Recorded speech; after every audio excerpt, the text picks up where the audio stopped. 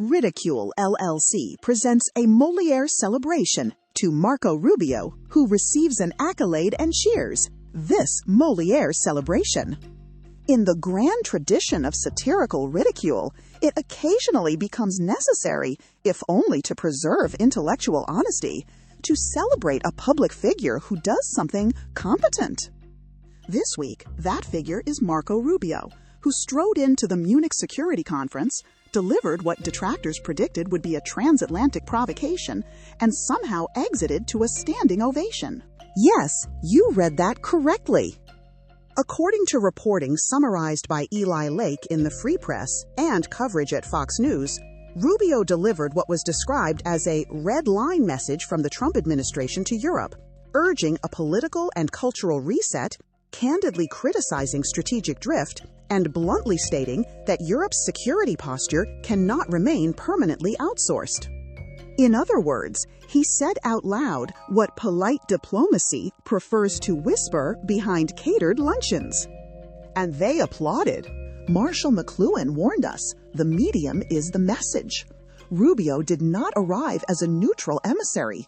He arrived branded indelibly as a senior official of a Trump administration that remains deeply unpopular in many European capitals. Yet the audience stood anyway. Why? Because sometimes the message survives the medium. Rubio's detractors insist the applause was theatrical courtesy, but European leaders are not known for spontaneous standing ovations to visiting Americans bearing bitter truths. As Eli Lake observed, the explanation may be simpler. Europe is out of options. It is difficult to boo arithmetic. Don't shoot the messenger. In the tradition of Molière, we are instructed to ridicule hypocrisy and misdirection. Thus, it is deliciously ironic that many critics dismissed Rubio's speech before hearing it, not because of its content, but because of its association. The argument against him often reduces to, he serves in the Trump administration.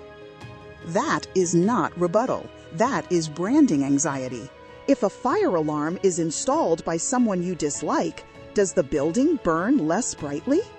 Rubio's Munich address reportedly combined criticism with respect, a love letter to Europe, as some commenters called it, delivered not as a scolding, but as a reminder of shared civilizational stakes, a warning wrapped in fraternity. Europe's applause suggests they heard the affection beneath the admonition. By contrast, the word salad wing. For balance, and because satire demands contrast, we present the parallel Munich appearance of Alexandria Ocasio-Cortez. Despite fulsome praise from certain corners of the American media, AOC's Munich remarks were greeted by many international observers as an elegant concoction of aspirational imagery and abstract exhortation, a performance rich in cadence, if less so in actionable content. Some viewers observed that her speech resembled a word salad in motion, an assortment of earnest nouns tossed together with the enthusiasm of sprinkles on a cupcake. In an arena where sober rhetoric and clear geopolitical stakes predominate, this mix left more than a few Europeans scratching their heads. Meanwhile, Rubio's address was grounded in concrete analysis, delivery with gravitas, and the rare capacity to make sense without losing his place in the script. The Molière moment. Our mission calls upon us to ridicule hypocrites, call out deliberate misnomers, draw invidious comparisons, deride public figures who are in need of a reality check, scoff, demand justice, and invite participation. This week, the reality check went in the opposite direction.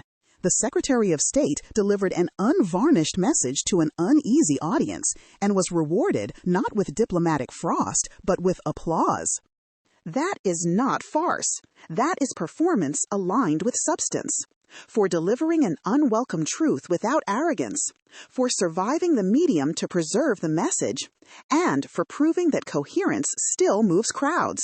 We bestow this Molière celebration upon Secretary Marco Rubio, whose Munich address demonstrated that clarity, even when inconveniently branded, can still command a room. Did clarity win the day in Munich, or did the applause reward rhetoric over realism? Submit your commentary, and remember to pay your earth rent, gratitude expressed through thoughtful engagement and a dash of well-aimed satire. Please take a moment, like and subscribe to our Ridicule LLC channel. Can you also review our website at MolièreCitations.com, where we would invite you to subscribe to our weekly newsletter for new citations and celebrations.